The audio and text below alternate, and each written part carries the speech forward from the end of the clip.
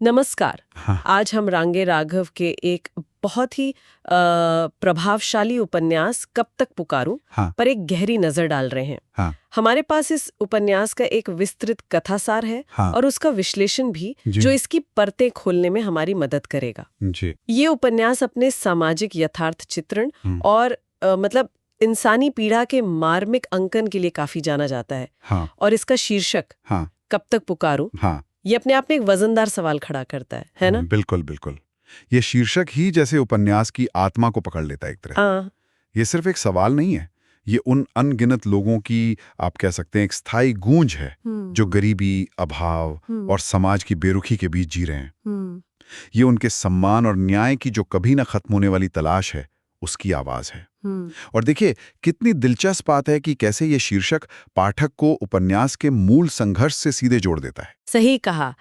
तो स्रोत के मुताबिक कहानी का जो मुख्य पात्र है, नायक, वो एक बहुत ही साधारण गरीब ग्रामीण युवक है। उसकी जिंदगी मतलब रोजमर्रा के संघर्षों, मुश्किलों और अभावों का जैसे एक सिलसिला ही है। हाँ। विश्लेषण बताता है कि वो स्वभाव से मेहनती है, ईमानदार भी है, लेकिन जिस सामाजिक ढांचे और जिन हालात में वो जी रहा है, वो उसे आगे बढ़ने का कोई रास्ता ही नहीं देते। ऐसा लगता है जैसे हर दरवाजा बंद है उसके लिए। हाँ, और स्रोत इस बात पर काफी जोर देता है कि नायक का संघर्ष सिर्फ बाहरी नहीं है, मतलब सिर्फ आर्थिक या भौतिक नहीं। अच्छा। उसका एक बड़ा हिस्सा आंतरिक भी है, मानसिक, सामाजिक। उसे लगातार गांव के जो साधन संपन्न लोग हैं या जो भ्रष्ट अधिकारी हैं, उनके हाथों अपमान झेलना पड़ता है। शिक्षा या बेहतर रोजगार के मौके वो तो इतने कम है कि जैसे एक अदृश्य दीवार उसे घिरे हुए है। विश्लेषण इसे एक दुष्चक्र की तरह दिखाता है। मतलब गरीबी से अशिक्षा आती है और फिर अशिक्षा से मौके कम होते हैं और कम अवसर वो फिर से गरीबी को मजबूत करते हैं। एक तरह का घेरा है ये। मतलब ये सिर्फ पैसे की कमी नहीं, बल्कि एक तरह की सामाजिक कैद भी है। बिल्कुल बिल्कुल, सामाजिक कैद ही कहेंगे इसे। ये सिर्फ जेब खाली होने की बात नहीं है। हाँ। ये आत्मसम्मान पर लगातार होती चोट है। विश्लेषण बताता है कि कैसे ये परिस्थितियां व्यक्ति को समाज के हाशिए पर धकेल देती हैं, उसे अपनी ही नजरों में छोटा महसूस कराती हैं। और ये मानसिक बोझ शायद आर्थिक तंगी से भी ज्यादा भारी होता है। फिर उसका परिवार भी है, वो भी गरीबी और बीमारियों से लगातार जूझता रहता है, जो उसके कंधों पर जिम्मेदारियों का बोझ और बढ़ा देता है। स्रोत में कुछ खास घटनाओं का भी जिक्र है शायद, जो नायक के इस संघर्ष को और उभारती हैं। जी हाँ, बताया गया है। जैसे ये पता चलता है कि वो गांव में, खेतों में या जहां भी काम मिलता है पूरी मेहनत से करता है, लेकिन जो मालिक हैं, जो साहूकार हैं, वो ना सिर्फ उसकी मेहनत का पूरा मोल नहीं देते, बल्कि उसे लगातार अपमानित भी करते हैं। शोषण मतलब। हाँ, शोषण होता है उसका। और उसे ये महसूस कराया जाता है कि उसकी कोई कीमत ही नहीं है। ये तो बहुत। और एक दिलचस्प मोड़ तब आता है जब वह शिक्षा के जरिए अपनी जिंदगी बदलने की कोशिश करता है। ये एक आम इंसानी ख्वाहिश है ना, कि पढ़ लिख कर शायद हालात सुधर जाएं। हाँ बिल्कुल। लेकिन यहाँ भी, जैसा कि स्रोत का विश्लेषण इशारा करता है, संसाधनों की भयानक कमी वो उसके रास्ते में खड़ी हो जाती है। किताबें कहाँ से लाएगा, पढ़ने का समय कैसे निकालेगा, जब पेट भरने की चिंता ही सबसे ऊपर है। तो ये दिखाता है कि सिर्फ इच्छा शक्ति होना ही काफी नहीं होता, जब पूरी व्यवस्था ही आपके खिलाफ खड़ी हो। ये तो बड़ी निराशाजनक तस्वीर है। अच्छा, और आप कह लेते कि परिवार की जिम्मेदारियां भी बढ़ती जाती हैं। हाँ, वो भी एक पहलू है। और समाज से मदद की उम्मीद करना तो दूर, कई बार उसे उदासीनता या कह लीजिए तिरस्कार ही मिलता है। स्रोत इस अकेलेपन को, इस सामाजिक अलगाव को भी रेखांकित करता है। नायक को महसूस होता है कि वो एक ऐसी लड़ाई लड़ रहा है जिसमें वो बिल्कुल अकेला है। कोई साथ नहीं, कोई उसका हाथ थामने वाला नहीं, कोई उसकी आवाज सुनने वाला नहीं। और ये अकेलापन उसके संघर्ष को और भी मुश्किल बना देता है। हाँ, लेकिन फिर भी जैसा कि शीर्षक कहता है, वो पुकारता रहता है। यहाँ कुछ खास बात लगती है मुझे। स्रोत बताता है कि बार बार नाकामी मिलने के बावजूद, बार बार अपमानित होने के बाद भी अन्याय के खिलाफ उसकी आवाज, उसकी पुकार वो धीमी नहीं पड़ती, बल्कि और तेज होती जाती है। बिल्कुल, ये अब सिर्फ मदद की गुहार नहीं रह जाती है ना। सही पकड़ा आपने। विश्लेषण के अनुसार ये पुकार उसके प्रतिरोध का, उसके यूं समझिए कि अस्तित्व को बनाए रखने की जिद का प्रतीक बन जाती है। ये सिर्फ निराशा की चीख नहीं है, बल्कि ये कहने का तरीका है कि मैं हूं, मेरा वजूद है और मुझे नजरअंदाज नहीं किया जा सकता।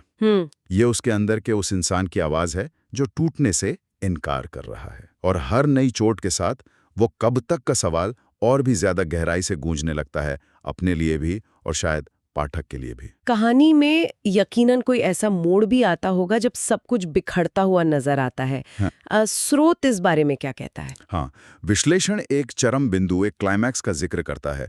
एक ऐसा वक्त आता है जब नायक भावनात्मक और शायद शारीरिक रूप से भी टूटने की कगार पर पहुंच जाता है। उसे लगने लगता है कि उसकी सारी मेहनत, सारे प्रयास, सारी पुकारें सब बेकार चली गईं। उसे महसूस होता है कि शायद इस बेरहम समाज में गरीबों के लिए, कमजोरों के लिए कोई उम्मीद, कोई जगह है ही नहीं। उफ। ये एक बहुत ही गहन निराशा का क्षण होता है, जहां आशा लगभग दम तोड़ देती है। ये तो बहुत ही स्वाभाविक मानवीय प्रतिक्रिया लगती है इतनी मुश्किलों के बाद तो। बिल्कुल। और स्रोत इस क्षण के मनोवैज्ञानिक प्रभाव को भी उजागर करता है। नायक को शायद ये लगने लगता है कि व्यवस्था इतनी शक्तिशाली और जड़ है कि उससे चुनौती देना या बदलना असंभव है। वो खुद को एक हारी हुई लड़ाई लड़ता हुआ पाता है, और पाठक इस बिंदु पर नायक के साथ गहरी सहानुभूति महसूस करता है, क्योंकि ये वो क्षण है जहां इंसान की हिम्मत जवाब देने लगती है।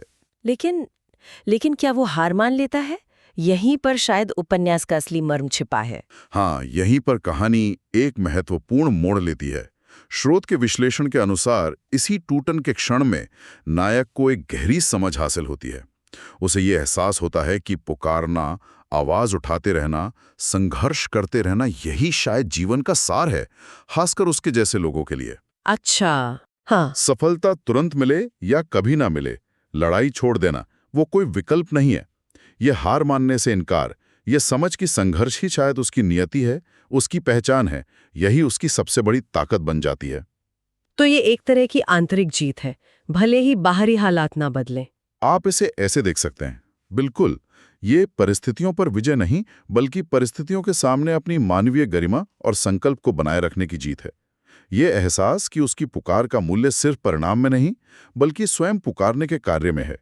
ये पाठक को जीवन की कठोर सच्चाइयों से रूबरू कराता है, लेकिन साथ ही मानवीय जिजीविषा का एक शक्तिशाली संदेश भी देता है। और उपन्यास का अंत किस तरह का है? क्या नायक को आखिरकार वो न्याय मिल जाता है जिसके लिए वो पुकार रहा था? क्या व्यवस्था बदलती है? देखिए, स्रोत बताता है कि उपन्यास का अंत बहुत यथार्थवादी है और कुछ हद तक दार्शनिक भी। यथार्थवादी मतलब कोई चलब काम ही होता।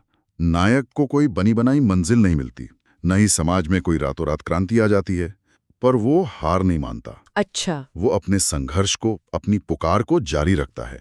वो समाज की अन्यायपूर्ण व्यवस्थाओं के खिलाफ आवाज उठाना बंद नहीं करता। तो मतलब कोई समाधान नहीं, कहानी अधूरी सी लगती है फिर तो। अधूरी नहीं, बल्कि शायद ज्यादा सच्ची। लेखक, जैसा कि विश्लेषण बताता है, ये स्पष्ट करते हैं कि सच्चाई और न्याय की लड़ाई, ये पुकार, ये कभी खत्म होने वाली चीज नहीं है। ये एक निरंतर चलने वाली प्रक्रिया है। नायक की लड़ाई जारी रहती है और यही उसका यथार्थ है।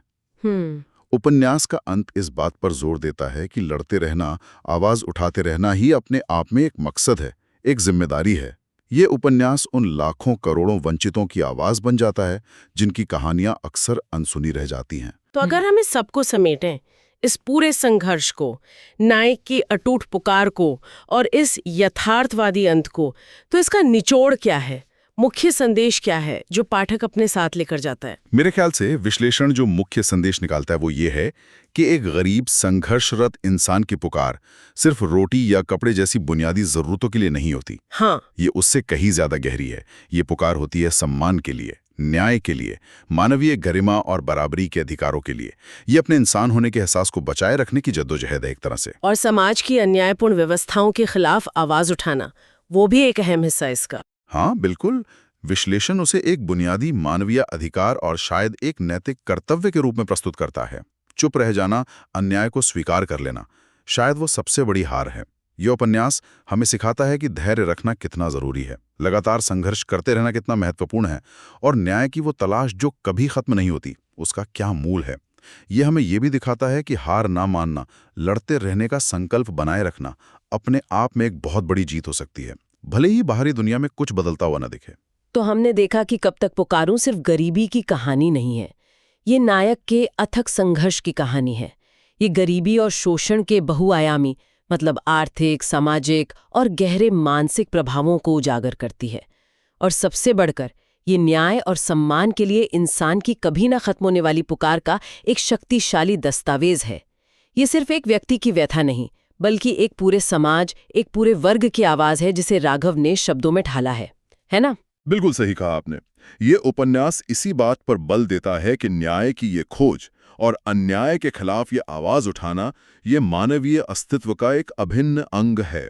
ये एक ऐसा संघर्ष है जो किसी एक समय या स्थान तक सीमित नहीं, बल्कि निरंतर चलता रहता है, शायद पीढ़ी दर पीढ़ी। और स्रोत का विश्लेषण हमें ये सोचने पर भी मजबूर करता है कि ये केवल अतीत की कहानी नहीं है। तो आप कह रहे हैं कि ये आज भी उतना ही प्रासंगिक है? निश्चित रूप से। और यहीं पर एक विचारणीय बिंदु उभरता है, जिस पर शायद पाठक उपन्यास पढ़ने के बाद सोच सकता है कि आज के हमारे समाज में ये पुकार किन नए रूपों में सुनाई देती है। आज लोग किन व्यवस्थागत बाधाओं, किन अन्यायों के खिलाफ आवाज उठा रहे हैं।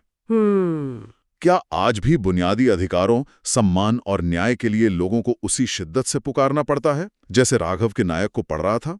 ये सवाल कब तक पुकारूं, शायद आज भी उतना ही मौजूद है जितना उस समय था जब ये लिखा गया था।